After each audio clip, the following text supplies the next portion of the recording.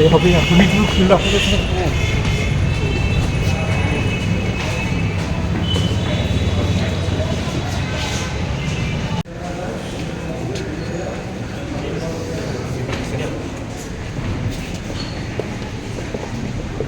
মুর্শিদাবাদের নতুন জেলাশাসক জেলা নির্বাচনী আধিকারিক আর অর্জুন বৃহস্পতিবার বহরমপুরে জেলা প্রশাসনিক ভবনে এসে অফিসিয়ালি দায়িত্ব নিলেন মুর্শিদাবাদের জেলা শাসক আর অর্জুন।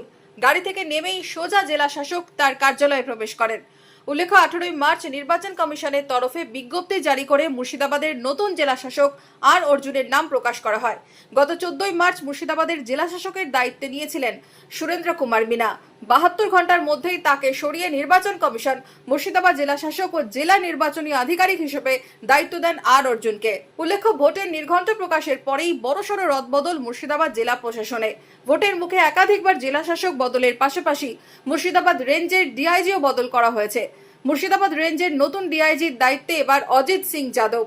সুধীর কুমার নীলাকান্তমকে সরিয়ে মুর্শিদাবাদ রেঞ্জের ডিআইজি করা হয়েছে অজিত সিং যাদবকে, যিনি মুর্শিদাবাদের পুলিশ সুপারের দায়িত্বেও ছিলেন একসময়। Bureau report, imagine community media.